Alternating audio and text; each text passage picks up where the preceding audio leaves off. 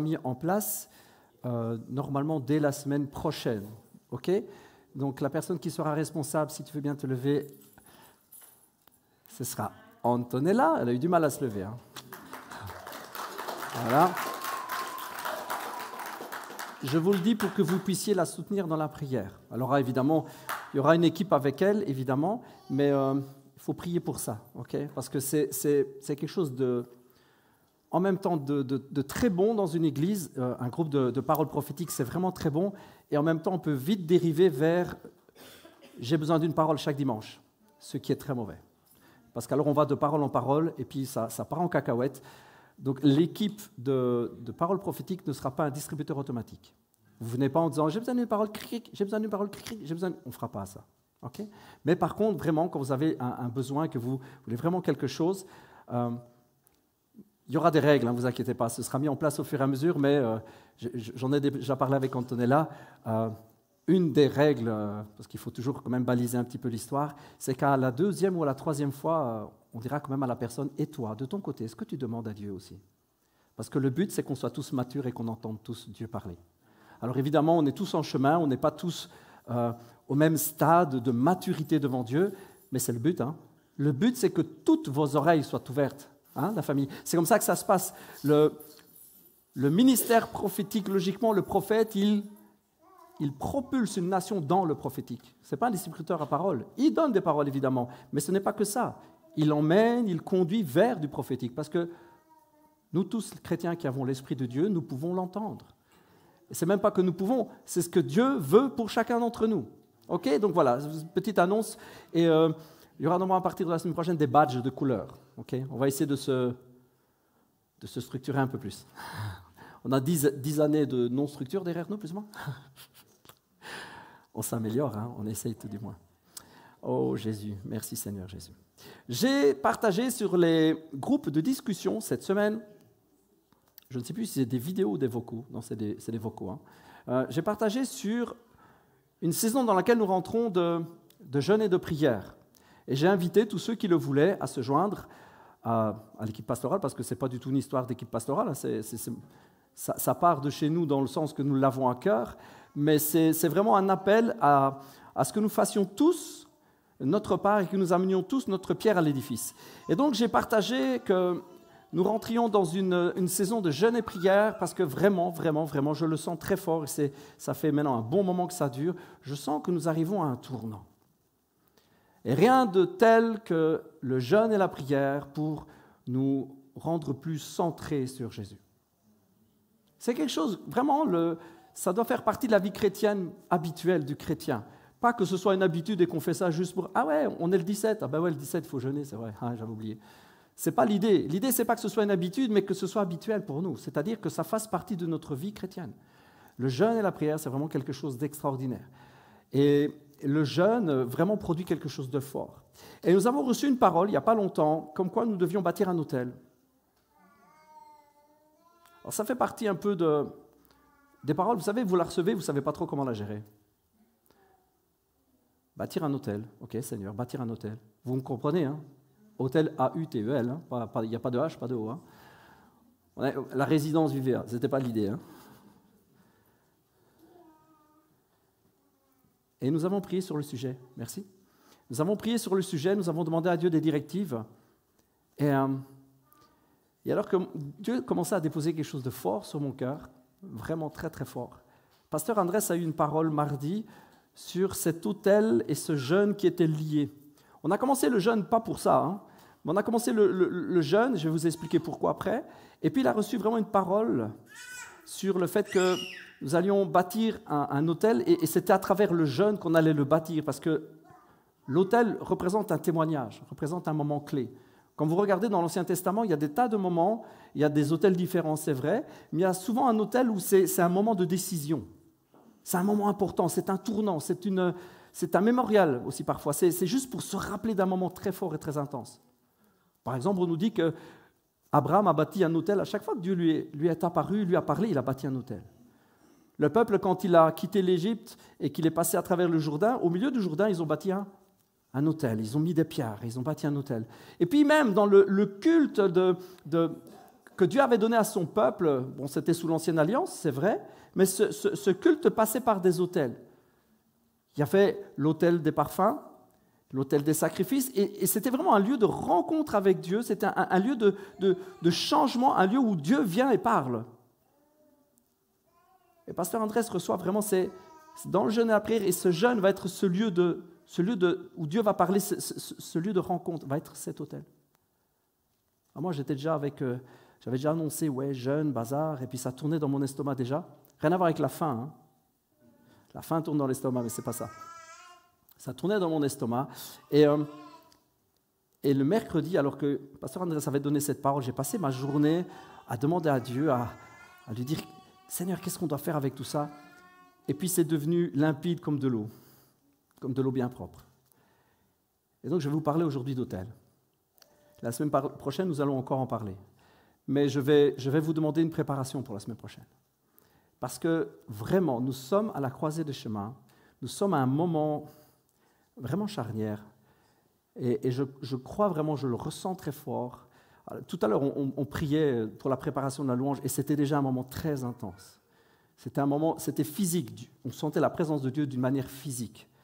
Et nous sommes dans un moment vraiment charnière, et je pense que nous avons besoin de passer par un autel de décision, et un autel qui nous servira de mémoire.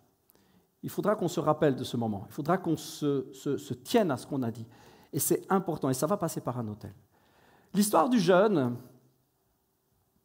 j'ai eu au téléphone quelqu'un que je connais maintenant depuis quelques années, quelqu'un qui est déjà venu ici, qui m'a donné des paroles prophétiques qui étaient juste la continuité d'autres paroles qu'on m'avait déjà données. Donc je peux croire vraiment que Dieu utilise cette personne pour parler.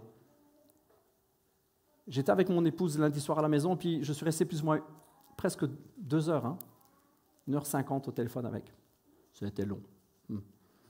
On a discuté d'un tas de choses. Et puis cette personne m'expliquait toutes les misères qu'elle a rencontrées après être venue chez nous. Ça fait toujours plaisir.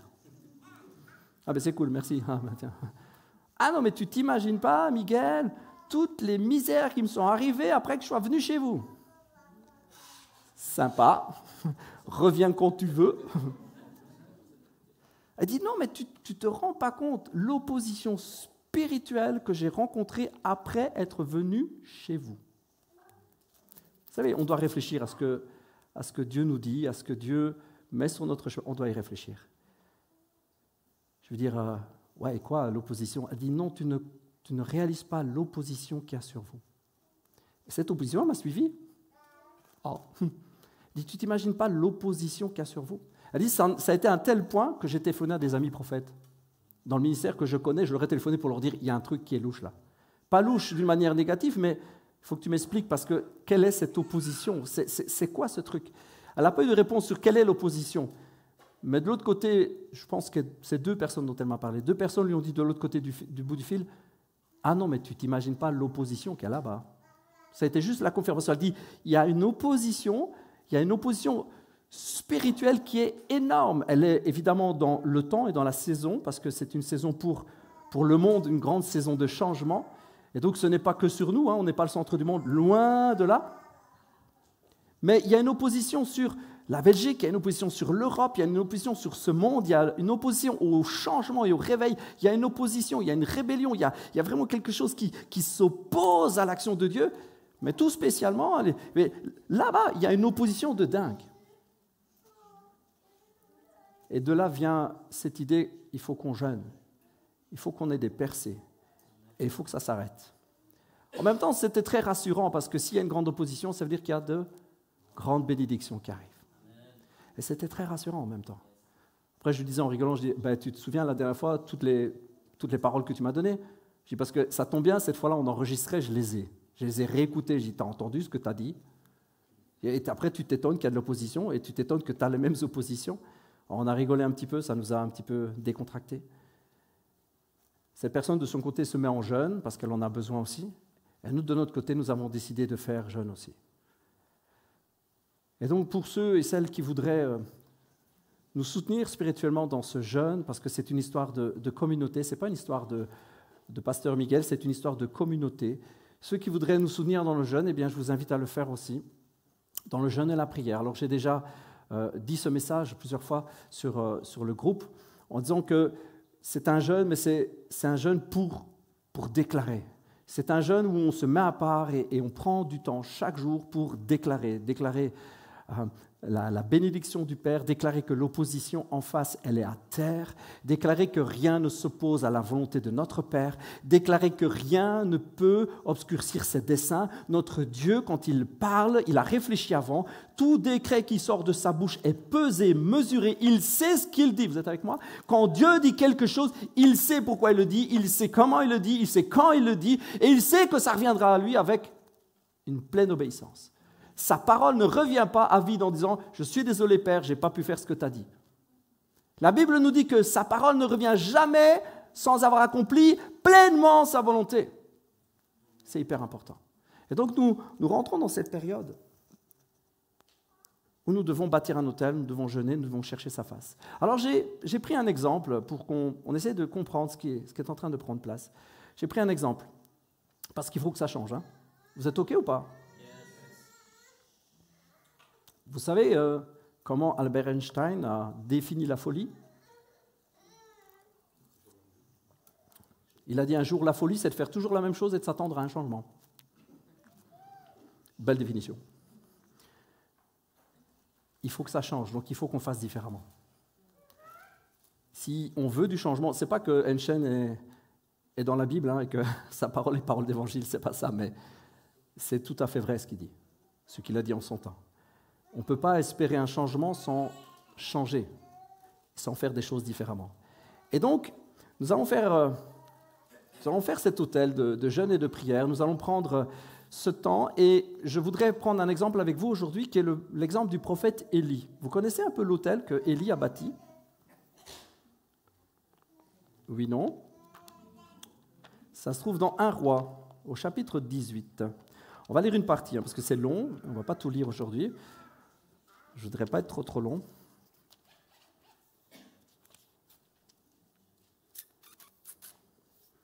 On nous parle de Élie, 1 Roi, chapitre 18. On nous parle d'une époque qui est bien sombre. Hein. C'est ce qu'on peut appeler une époque pourrie. Il ne pleut plus depuis 3 ans. C'est sécheresse, c'est une catastrophe. C'est vraiment une période sombre de l'histoire d'Israël. Le peuple fait face à des moments vraiment difficiles, compliqués. Ça fait 3 ans qu'il n'y a pas une goutte de pluie qui est tombée. Pas une goutte de pluie qui est tombée. Et le comble de l'histoire, c'est que c'est Dieu qui l'a dit. C'est même Dieu qui a dit à son prophète de dire ça. En fait, c'est Dieu qui a demandé que ça arrive. Ça met mal à l'aise parfois. On dit « Ah, Dieu est méchant parfois. » Dieu demande, et quand Dieu demande, ça arrive. Donc une sécheresse de 3 années. Et puis on nous dit que la parole va être adressée à Élie et que cette parole, elle est pour le changement maintenant. Il y a un changement qui va prendre place. La parole va être donnée, je vais faire pleuvoir. Amen. Je vais faire pleuvoir. Et puis, tout un événement qui se passe, parce que évidemment Élie est confronté au roi Akab, à sa femme Jézabel, tristement connu pour tous leurs méfaits, leur prostitution, leur culte aux idoles. Enfin, c'était vraiment, d'ailleurs, encore aujourd'hui, on parle de l'esprit d'Akab et de l'esprit de Jézabel, parce que c'est quelque chose qu'on retrouve encore. Ok. Ça demande explication, mais pas pour aujourd'hui. C'est des choses qu'on trouve encore aujourd'hui. Un esprit de Jézabel, un esprit d'Akab, parce que vous savez quoi, en fait, la Bible le dit, hein, il n'y a rien de nouveau. Il n'y a rien de nouveau sous le soleil. Ce qui s'est fait se fera encore. Et ce que tu vois qui est fait aujourd'hui, tu peux te dire qu'il a été fait avant. Vous connaissez pas? Toi, tu connais, toi. Tu cites toujours la Bible. Hein, tu connais, hein, c'est sûr. J'entends dire, bien sûr. L'Esprit de l'Éternel va demander, l'Esprit de Dieu va demander à Élie d'être en confrontation directe avec le mal, avec les prophètes de Baal et d'Astarté. Dieu va vraiment demander à Élie de les confronter. Et alors qu'il va les confronter, Élie va devoir bâtir un autel. Vous connaissez ça? Ok. Il va bâtir un autel, ou il va plutôt rétablir un autel. Oui, c'est 30, oui. Il va rétablir un autel pour que le changement puisse prendre place, pour que le changement puisse s'installer. Tout le peuple avança vers lui, vers Élie. Ça s'affiche? Ah, ça va s'afficher, ne vous inquiétez pas. Si vous avez votre Bible, allez à 1 Roi 18, verset 30. 1 Roi 18, verset 30. Merci la technique. Tout le peuple avança vers lui. Élie rétablit l'autel de l'Éternel qui avait été démoli. Dites avec moi, démoli. À cet effet, il prit 12 pierres, une pour chaque tribu des descendants de Jacob, à qui l'Éternel avait déclaré « Tu t'appelleras Israël ». Il rebâtit avec ces pierres un autel dédié à l'Éternel. Dites avec moi, rebâtit. Amen, alléluia. Autour, il creusa une rigole capable de contenir une 30aine de litres. Puis, il déposa des bûches de bois sur l'autel, dépeça le taureau pour l'offrande évidemment, plaça les morceaux de viande sur le bois et ordonna, remplissez 4 cruches d'eau, répandez-les sur l'holocauste et sur le bois. On fit ainsi. Faites encore une fois, on le fit encore. Une 3e fois, on le fit encore jusqu'à ce que l'eau soit répandue complètement, tout autour de l'autel, mouille bien le bois et remplisse la rigole. À l'heure habituelle de l'offrande du soir, c'est important. C'est à l'heure habituelle de l'offrande du soir. Le prophète Élie s'approcha de l'autel et pria, « Éternel Dieu d'Abraham, d'Isaac et de Jacob ou d'Israël, évidemment. Que l'on sache aujourd'hui que c'est toi qui es Dieu en Israël, que je suis ton serviteur et que j'ai fait tout cela sur ton ordre. Réponds-moi, Éternel, réponds-moi, afin que ce peuple sache que c'est toi, Éternel, qui es le vrai Dieu, et que c'est toi qui veux ramener leur cœur à toi comme autrefois. » Le feu de l'Éternel tomba du ciel et consuma l'holocauste, le bois, les pierres, la terre, et réduisit en vapeur l'eau de la rigole. Quand le peuple vit cela, tous tombèrent le visage contre terre en s'écriant « C'est l'Éternel qui est Dieu, c'est l'Éternel qui est Dieu. » Amen. Waouh! Qui a dit que d'être chrétien, c'était ennuyant? On aurait bien voulu voir ça, hein? Ah ouais, purée. Enfin, en même temps, j'aurais voulu voir ça, mitigé quand même. Hein? C'est quand même impressionnant. Hein? Bâtir un hôtel pour que les choses changent. Bâtir un hôtel pour qu'il y ait du changement qui prenne place. On va juste regarder à quelques points, d'accord? Il y a d'abord la sécheresse. Il y a le temps de sécheresse qui a été demandé par Dieu. Je vous le rappelle, ça a été demandé par Dieu. Dieu a demandé cette sécheresse. Est-ce que Dieu veut faire du mal au peuple? C'est une question. Évidemment que non. Est-ce que Dieu veut faire mourir ce peuple? Non, on nous dit, et on l'a lu ensemble, l'idée c'est que tu ramènes leur cœur tout comme autrefois. C'est le désir de Dieu. Dieu veut ramener le cœur de ce peuple. Le grand changement que Dieu veut faire venir, que le grand changement qui doit prendre place, c'est des cœurs qui reviennent à lui. Ça tombe bien, c'est ce qu'on veut. C'est ce qu'on prie. Seigneur, un réveil de repentance. Seigneur, un réveil pour que les cœurs de ceux qui ne te connaissent pas reviennent à toi. C'est tout ce qu'on demande. Seigneur, ce qu'on veut, c'est que les cœurs reviennent à toi. C'est ce que Dieu veut aussi. Ce temps de sécheresse, voyez-vous, je pense qu'on en sort tout doucement. Je pense que ça y est même. Je pense que on a peut-être encore un petit orteil dedans, là, mais il ne reste vraiment plus rien. Je pense qu'on est là. Et là, maintenant, on doit aller bâtir l'autel. Le temps de sécheresse, moi, je l'ai mangé quand même. Je ne suis pas le seul. Hein. On était quelques-uns. Il y a ceux du début. Hein. J'en parle de temps en temps parce que ce n'est pas que j'ai un mal-être avec ça, mais c'est parce que je veux honorer ceux du début. Je veux honorer ceux qui sont là depuis avec nous, qui sont là avec nous depuis le début. Bon, ça a commencé, c'est vrai, vraiment, ça a commencé par 2 familles. C'est très symboliquement parce qu'en fait, ma femme, c'est une Brancato, moi je suis un Alvarez, et en fait, les 2 familles qui étaient réunies pour commencer, c'était les Alvarez et les Brancato. C'est marrant. Et c'est vrai qu'au début, en plus, on ne voulait même pas faire une église.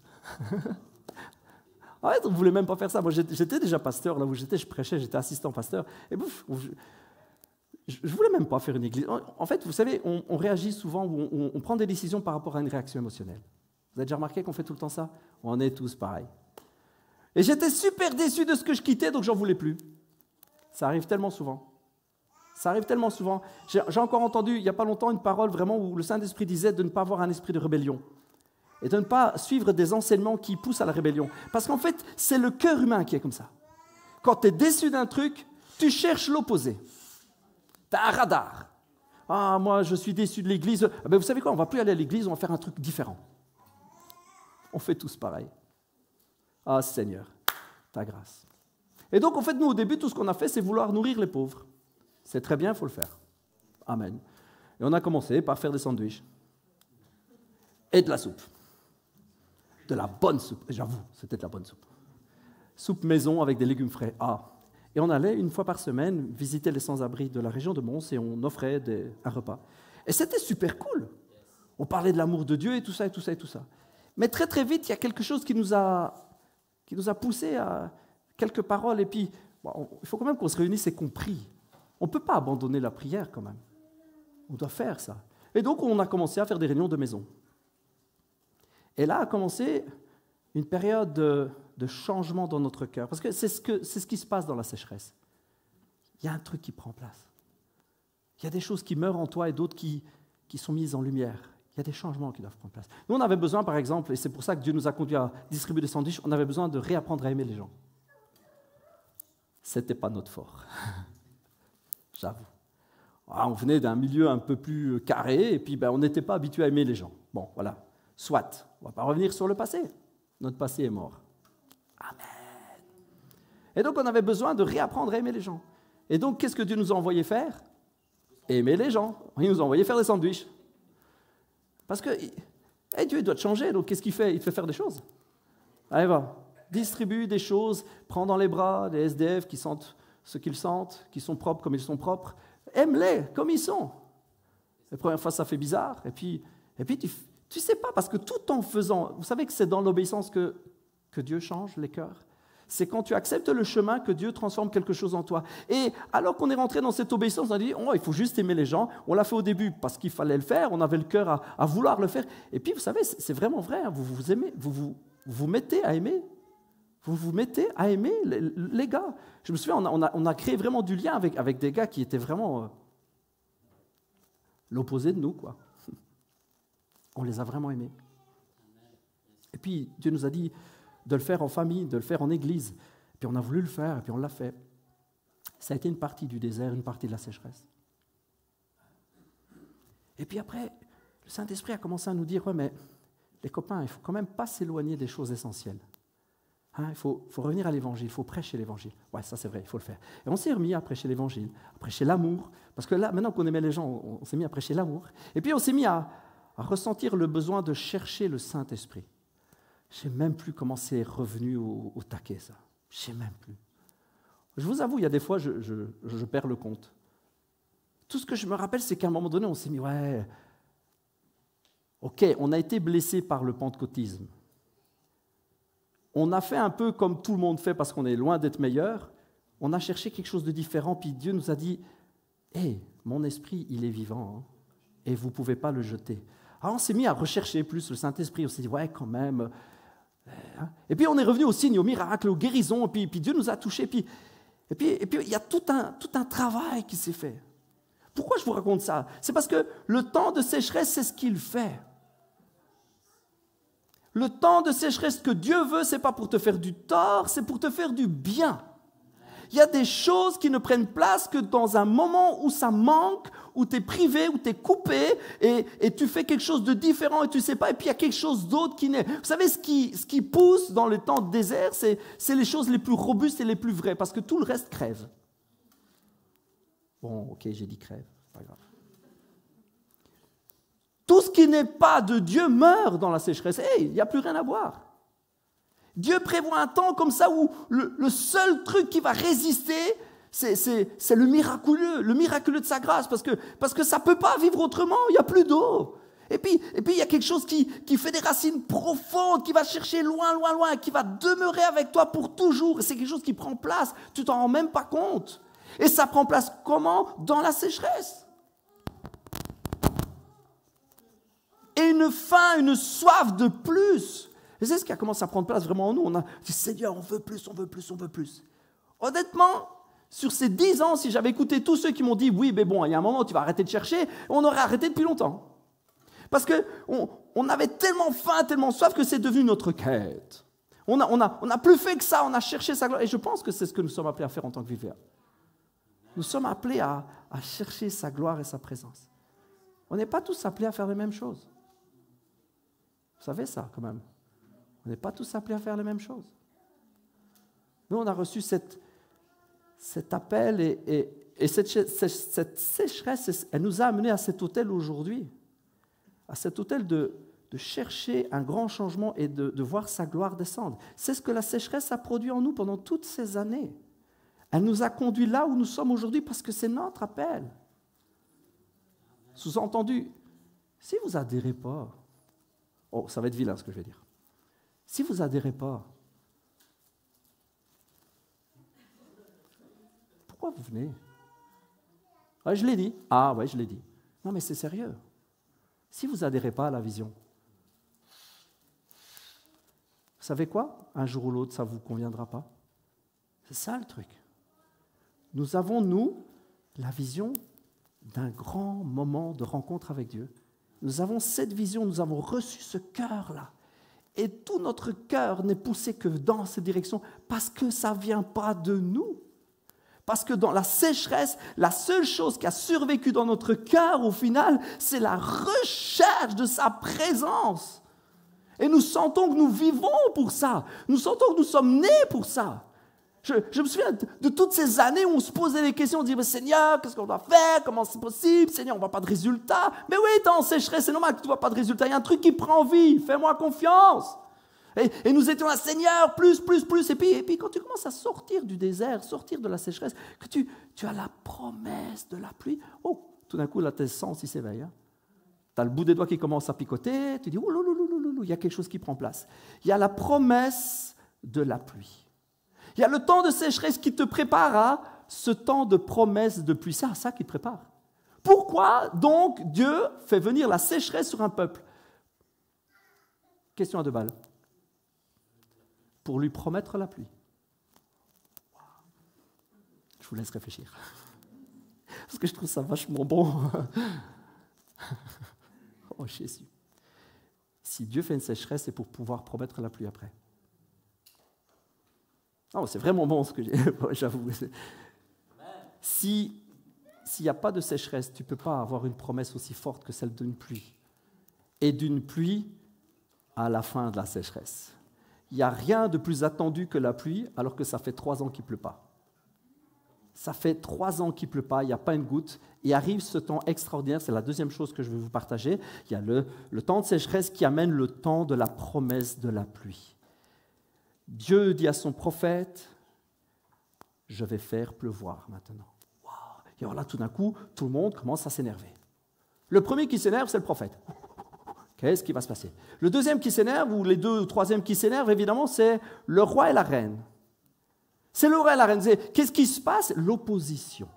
L'opposition commence à grandir. Comment ça commence comme ça? La pluie. Pop. Ce ne serait pas un petit peu ta faute qu'on est dans cette misère? Dit le prophète, ce serait-il pas toi qui nous a amené cette misère? C'est quand même bien toi qui as prié pour que la pluie ne vienne pas. Dis, pasteur, c'est pas toi qui nous a mis un peu dans la mouise, là. Tu promets, tu crois, tu dis qu'on est fait pour ça, puis on ne voit rien arriver. Est-ce que ce ne serait pas toi un peu qui a plongé la communauté dans cette misère? Est-ce que ce n'est pas un peu toi qui fait qu'on ne fait pas ci, on ne fait pas là? Ça, je l'ai entendu. Est-ce que ce ne serait pas un peu ta faute aussi, tout ce qui arrive? Ouais. Enfin, oui et non et oui. Ouais, bien sûr. C'est un peu ma faute. C'est-à-dire que c'est un peu les décisions que j'ai prises. Ouais, c'est vrai. Un peu parce que Dieu m'avait dit de le faire. C'est ce que Élie dit. Hein. Il dit, c'est Dieu qui m'a dit de le dire. Ouais, en même temps, tu aurais pu ne pas le dire. Comprenez, il y a un moment, c'est chou vert et vert chou. On peut dire au prophète, oui, mais pourquoi tu l'as dit? Parce que Dieu l'a dit de le dire, même tu n'étais pas obligé. À cause de toi, on est puni, mais ce n'était pas une punition, c'est pour pouvoir amener la pluie après, c'est une promesse de dingue. Oui, mais si tu n'avais pas prié, on aurait toujours la pluie, il n'y aurait pas besoin d'une promesse.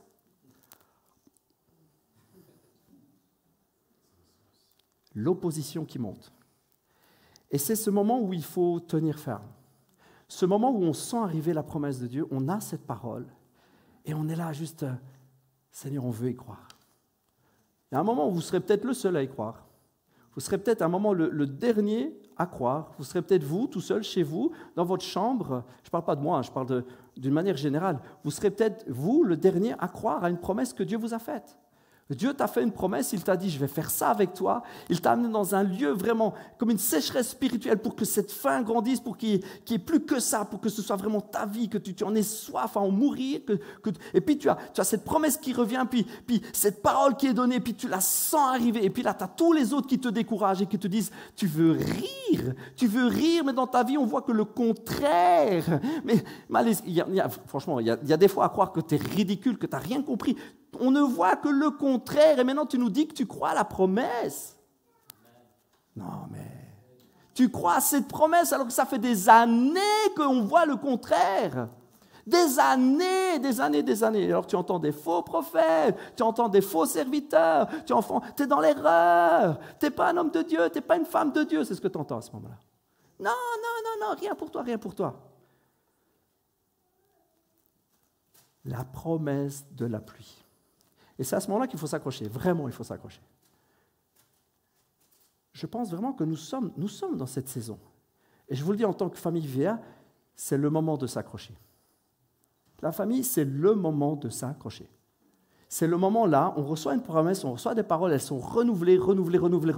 Ça fait des années qu'on ne voit pas du tout ce que Dieu nous a promis. Ça fait des années qu'on voit, on ne voit pas tout le contraire, mais on voit vraiment des choses fortes et contraires. Des tas de gens qui sont venus puis qui nous ont laissés. Il y a des tas de gens. La fois passée, je disais à ma petite femme, si je fais un compte vite fait comme ça, je l'ai déjà fait, on serait 200 en fait, si tous ceux qui sont venus, qui nous ont dit « Wow, qu'est-ce qu'on est bénis chez vous », s'ils étaient tous restés. Hein, Maria? La fois passée, j'ai compté un peu juste pour le fun. Bon, je sais que dans Lévitique, il est dit qu'on ne peut pas faire de dénombrement, mais je l'ai fait quand même. Enfin, je n'ai pas noté tous les noms, mais j'ai commencé à... Il y avait la famille Intel, bah oui, ils étaient 4, 5, 6, ouais. Puis il y avait l'autre, et le couple là, ouais, je me souviens. Puis à un moment, j'ai arrêté. C'est hyper décevant. C'est hyper décevant. Je me dis, mais Seigneur, mais je ne comprends pas. Bon, après, il y a des circonstances parfois, il y a des événements, ok, je comprends. Il y a quand même une grande partie qui sont partis en me disant que j'étais dans l'erreur. Quelques-uns, beaucoup. Soit que les choses soient claires. Je n'ai jamais eu la prétention de dire que j'avais la vérité. Je connais la vérité, c'est Jésus. Je partage ma vision de cette vérité. Je partage ce que Dieu met sur mon cœur. Je partage la vision qu'il m'a donnée par rapport à mon appel de vie et l'appel qu'il a sur notre famille, etc. C'est tout ce que je partage. Je n'ai pas l'orgueil de vous prétendre que j'ai la vérité, que je la possède et que tous les autres sont dans l'erreur. Et si un jour j'ai fait cette allusion, je vous prie de m'en excuser, parce que ce n'est pas du tout l'idée. L'idée, ce n'est pas de dire on est les meilleurs, nous, Pasteur Andrés et moi, on est les meilleurs, on sait, on a une vision, et puis Dieu va réveiller notre Église, puis il va réveiller la Belgique, et on sera utilisé, on est les meilleurs, votez pour nous. Ce n'est pas l'idée, je ne pense pas avoir dit un jour cela. Et si j'ai laissé cette idée passer, je vous prie de m'en excuser, parce que ce n'est pas l'idée. L'idée, ce n'est pas ça du tout. L'idée, c'est qu'on a reçu quelque chose et on fonce. Et c'est le moment de s'accrocher. C'est le moment de s'accrocher à ceux qui sont partis, qui m'ont quitté et qui sont venus parfois, vraiment, et j'ai apprécié les fois où les gens sont venus me dire en face, voilà, je ne vais plus venir parce que ça, je ne suis pas d'accord, ça pour moi c'est une erreur, blablabla.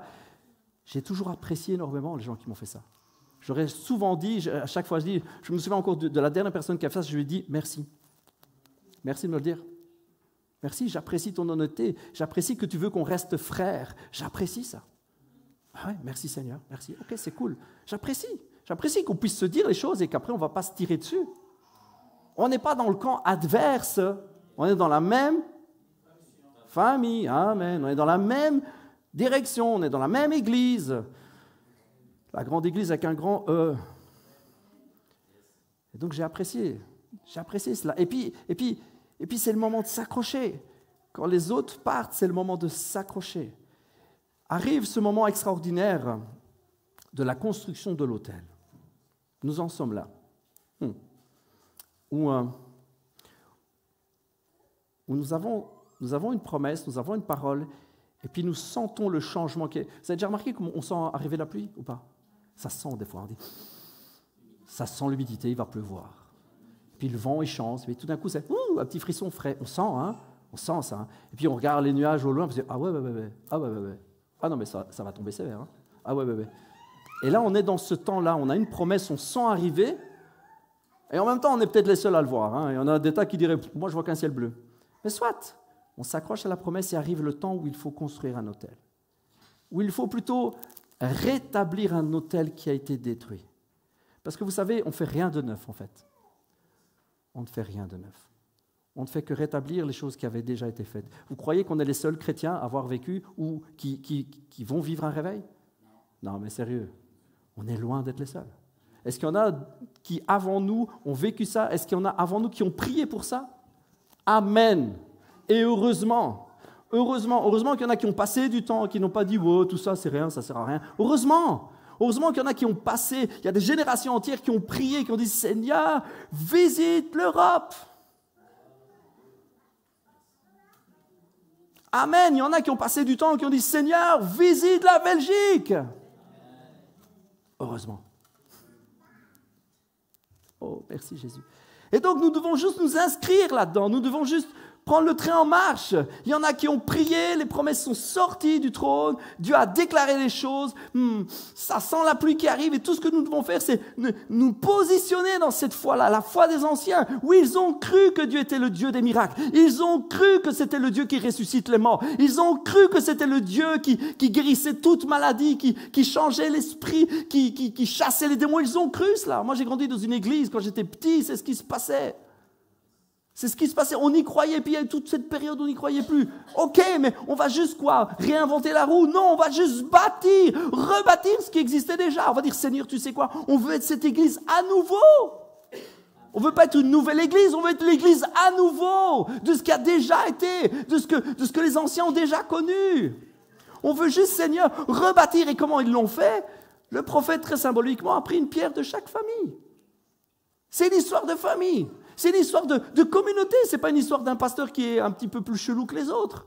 Ce n'est pas l'histoire d'un exalté, non, c'est l'histoire d'une communauté de familles ensemble qui disent, ensemble, on va rebâtir l'église d'autrefois, on va vivre les miracles d'avant, ouais, on va vivre l'église des apôtres, ouais, on va vivre le feu de la Pentecôte comme eux, ouais, on va vivre ça.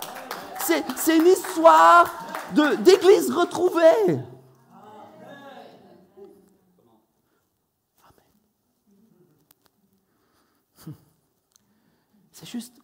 C'est juste revenir là-dessus, revenir à ce qui est vrai, revenir à ce qui est essentiel, en étant équilibré, que ce ne soit pas une réaction d'émotion.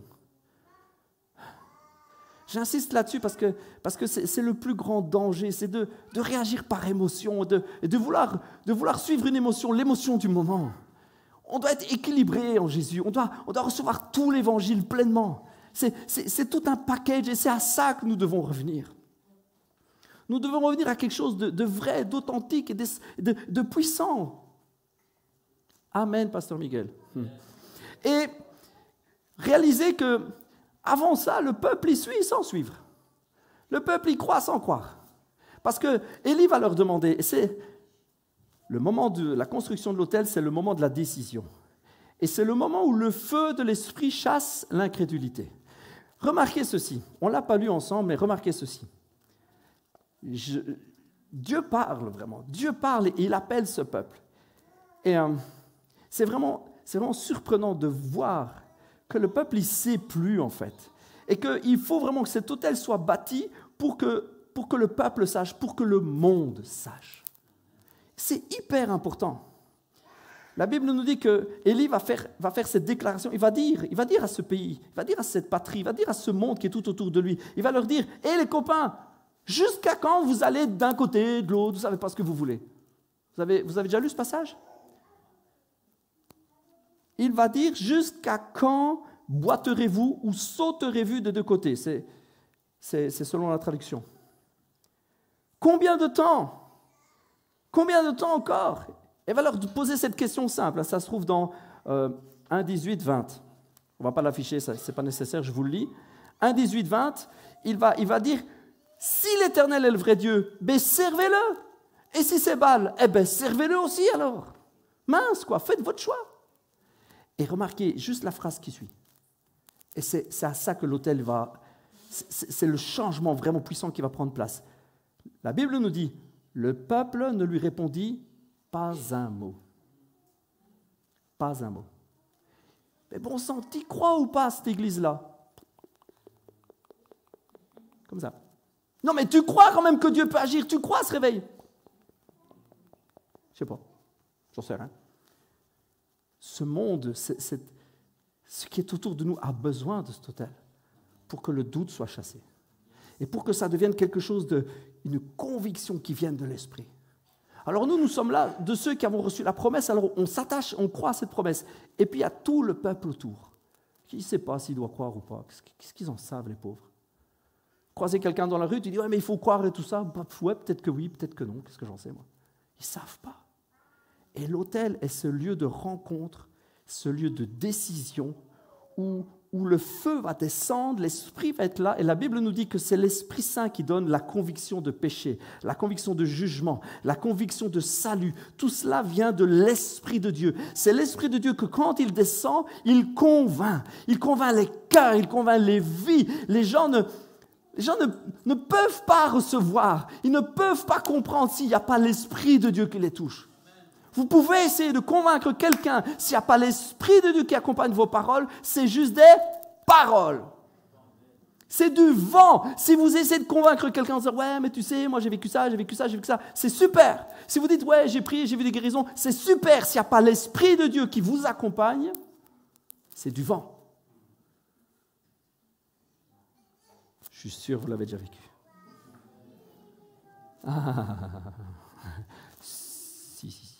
Moi, je l'ai déjà vécu. Vous savez, vous commencez à parler et puis vous sentez que...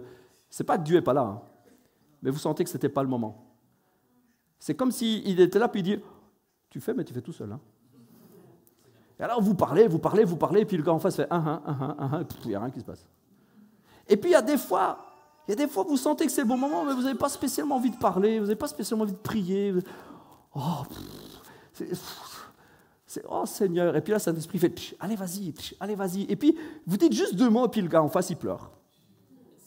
La différence, c'est le Saint-Esprit. La différence, c'est le moment, c'est l'onction, et voilà, il faut y aller. Est-ce que pour cela, du coup, on ne témoigne jamais? Et on attend qu'il y ait une grande lumière dans le ciel qui nous dise vas-y, témoigne. Non, évidemment, on témoigne. Mais on reste à l'écoute. On dit Seigneur, est-ce que c'est le bon moment? Alors parfois, on tend des perches. Je suis allé chez mon dentiste jeudi soir. Bah ouais, vous y êtes déjà allé chez le dentiste, non? Ok. J'ai eu l'impression de dire quelque chose d'étonnant. Je suis allé jeudi soir chez mon dentiste et j'ai fait ce que j'essaye de faire à chaque fois. Ah ouais, on va aller à Madagascar, et, c'est cool, et puis on prie pour les gens, parce qu'on est chrétien. Et... C'était pas le moment. Il m'a regardé, il a fait et c'est tout, ça n'a rien produit. Même mes enfants dans la voiture ont dit « Ouais, on a remarqué que tu as essayé. » Ah ouais. Ma fille m'a dit « On a remarqué les perches pendues comme ça. Ça n'a pas marché. » C'est pas une question que ça marche ou que ça ne marche pas, c'était pas le moment.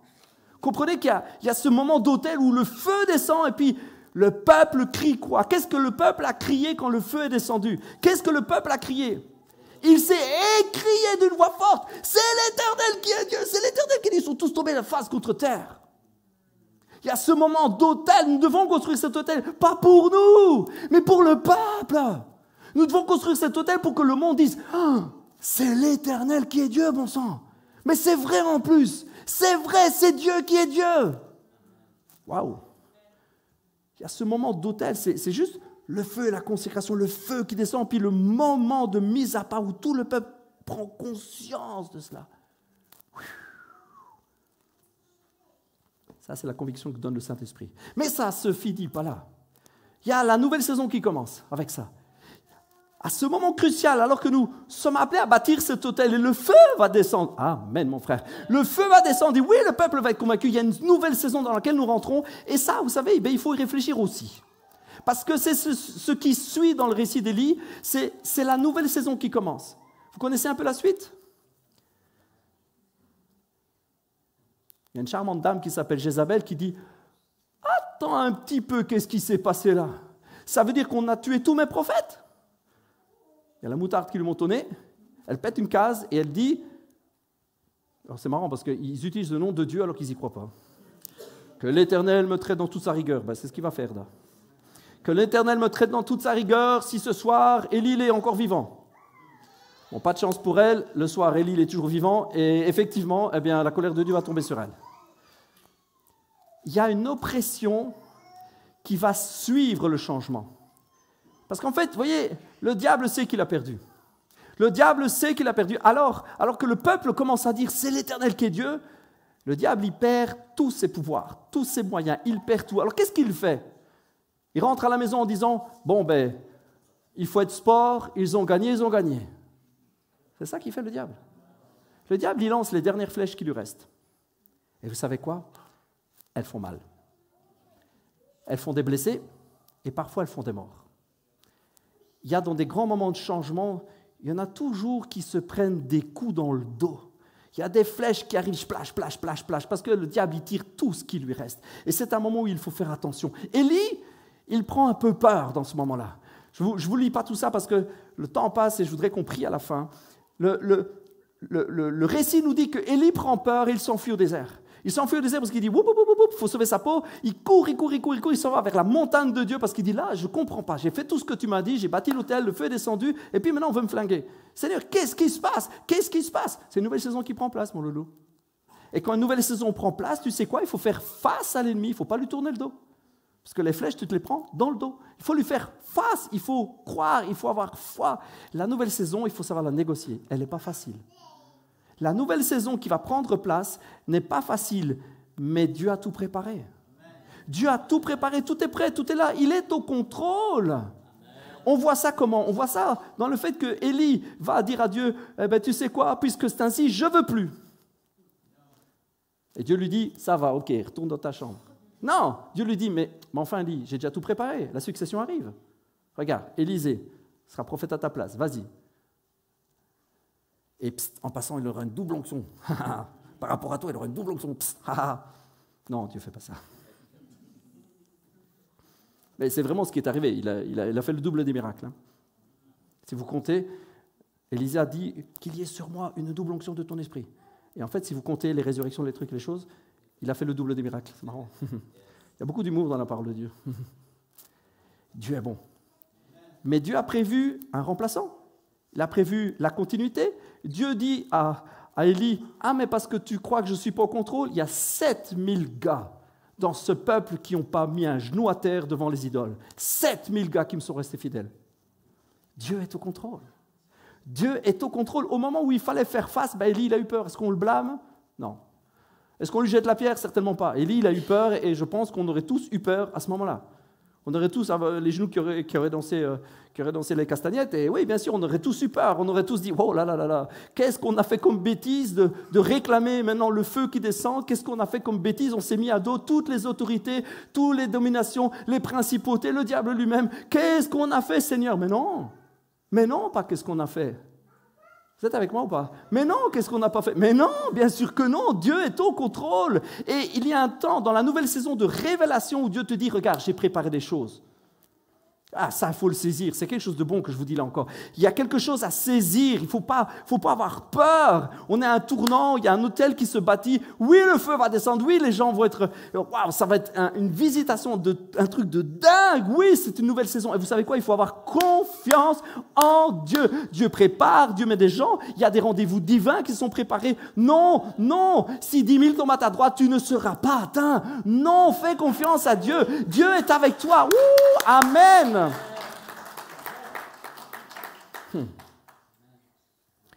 La nouvelle saison.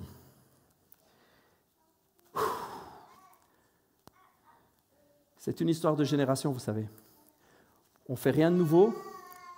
On On ne construit pas quelque chose de neuf, on ne fait que bâtir les choses qui ont été démolies. On ne fait que retourner aux sources, on ne fait que retourner à l'origine.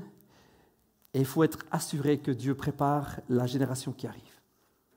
Vous devez être assuré de ça. Vous devez être assuré que vos enfants vont être dans les mains de Dieu.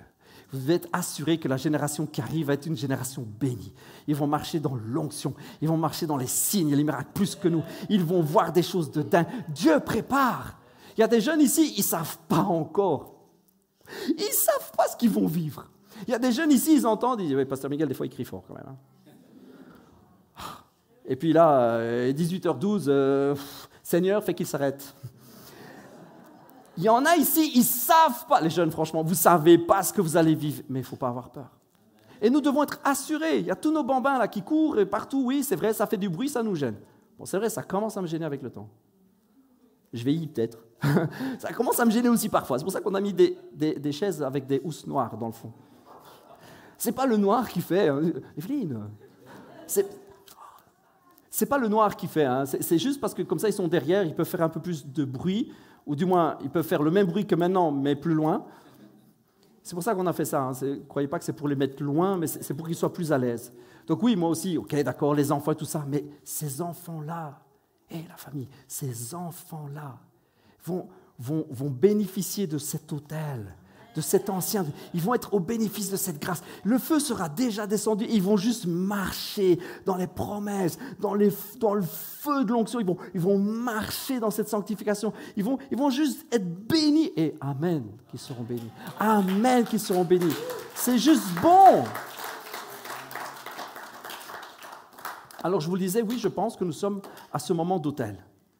Je pense que nous sommes à ce moment d'autel. Et je vous donne un devoir pour la semaine prochaine. On va s'arrêter là. Je vous demande de vous préparer pour la semaine prochaine. Je vous demande vraiment de prendre du temps dans la prière. Alors que nous sommes dans ce jeûne et prière, alors que nous sommes en train de...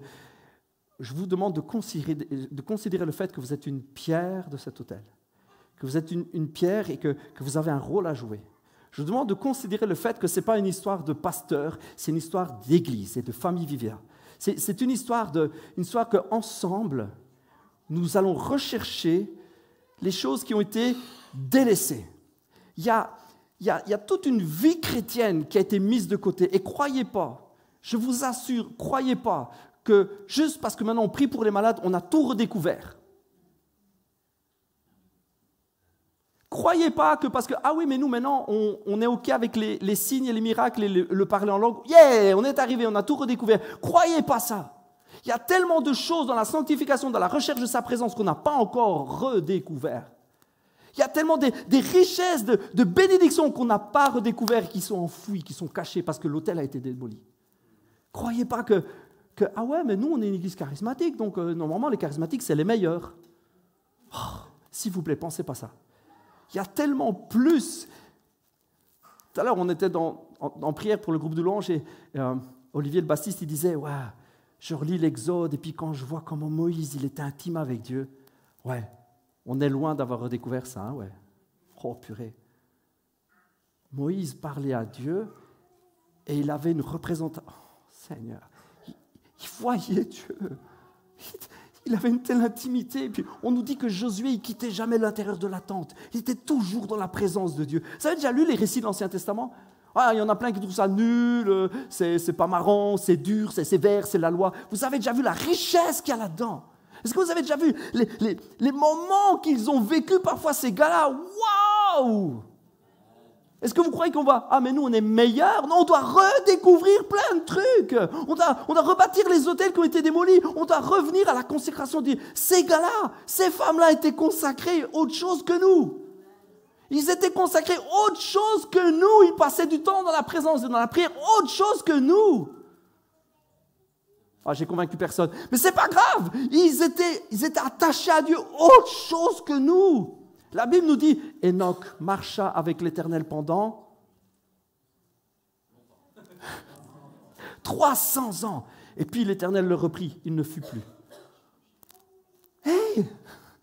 Ah, je sais bien, ça passe comme ça, comme une lettre à la poste. Ah ouais, c'était cool, pas mal. Non, il a marché avec Dieu 300 ans. Vous entendez 300 ans de fidélité, d'attachement à Dieu? Mais au bout de 2 semaines, je dis, oh Seigneur, tu n'as pas répondu à ma prière, mais mince, quoi. C'est ça la vie chrétienne? Je rends ma carte. Chut. Non, mais sérieux. Il y a des richesses, il y a des découvertes. On nous parle d'un Noé qui a bâti un bateau en plein milieu du pays, il ne pleuvait pas une goutte. Vous avez déjà entendu d'un attachement à une promesse comme ce gars-là? Construis-moi un bateau. Où? Là. Seigneur, il n'y a que des arbres. Ben, ils vont te servir pour faire le bateau. Ben voilà. Et l'eau, elle vient d'où? T'inquiète, je gère. Mais vous imaginez l'attachement à la parole de Dieu de ce genre de gars-là? Est-ce que vous réalisez, au milieu d'une génération qui était pourrie, mais pourrie du début à la fin, il ne pensait qu'à faire le mal du début à la fin, du matin jusqu'au soir. Ce gars-là était attaché à son Dieu. On n'en est pas là, hein, les amis. On n'en est pas là. Hein. Quand j'insiste un peu, je dis, vous savez, il faudrait se détacher un peu des réseaux sociaux et que, je sens que ça pique là. Je sens les regards qui piquent. Quand on insiste un peu trop pour dire, on pourrait jeûner un jour ou deux. Et que, on n'a pas jeûné l'année passée. Une fois tous les 10 ans, c'est bon, non? Vous imaginez l'attachement de ces gens d'avant? Croyez-moi, si Dieu nous a laissé l'Ancien Testament, c'est bon. La Bible, elle est complète de la première jusqu'à la dernière page. Je vous invite à considérer le fait d'être une pierre dans cet autel. Dire, Seigneur, je veux ce moment-là. Je quitte, c'est vrai, une zone de désert, de sécheresse. Et Seigneur, j'ai une promesse de pluie, je le sens, je vais être de ceux qui y croient. Je peux être de ceux qui n'y croient pas, je peux être de ceux qui le rejettent, peu importe. Seigneur, moi, je vais être de ceux qui considèrent le fait, la possibilité, l'opportunité, l'honneur d'être une pierre de l'autel. Seigneur, c'est un honneur. Seigneur, je veux faire partie de ceux qui bâtissent et qui disent, Seigneur, je veux rebâtir ce qui a été démoli. Et je veux que le feu descende. Ok, on sera peut-être une communauté un peu différente, ok, on exagère toujours là-dessus, on cherche. Mais Seigneur, je veux être de cet autel-là. Seigneur, moi, en tant que pasteur Miguel, je veux être dans cet autel-là. Je ne suis pas le gars devant l'autel, je suis le gars dans l'autel. Je suis une des pierres de l'autel, Seigneur. Et je veux, moi, ma famille, je veux qu'on soit une de ces familles qui s'intègrent dans cet autel. Je veux en faire partie, Seigneur. Et je veux que le feu descende.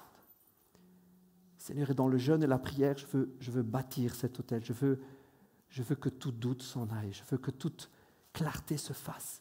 C'est toi-même qui as dit que l'esprit de doute ne part que par le jeûne et la prière. Tu as toi-même dit que ce genre d'esprit-là, ce type d'esprit, le doute, ne part que par le jeûne et la prière.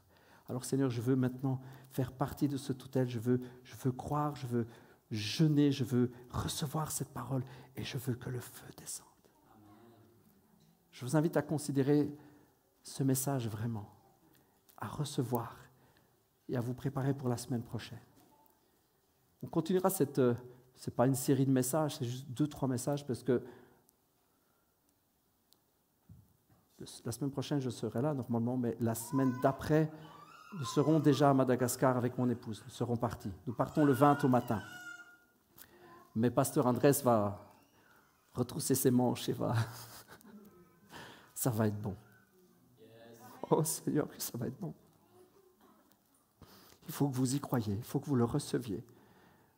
On est dans un temps de préparation et on va prendre 2-3 semaines pour se mettre devant Dieu.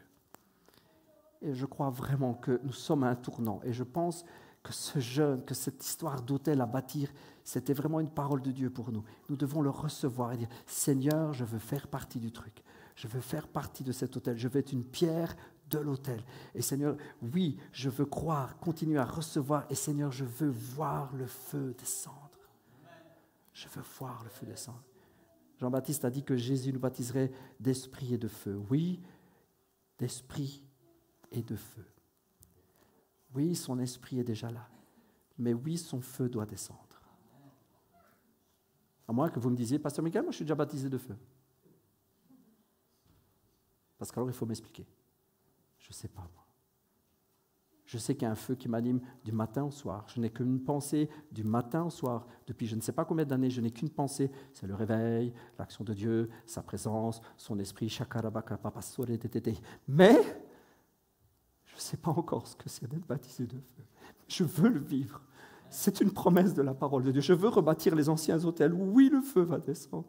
Vous voulez continuer à mener une vie comme ça, vous? Moi, je veux que le feu descende et que tout le peuple soit convaincu. J'ai l'impression d'être né que pour ça. Alors, ouais, je continuerai jusqu'à la fin. Zut. Je veux que le feu descende. Je vis que pour ça. Et je sais que Dieu tient ses promesses. Je sais qu'on est une église appelée à faire ça. Et quand le feu va descendre, les amis, alors on connaîtra ce que c'est d'être baptisé de feu. Quand on sera baptisé de feu, Seigneur Jésus,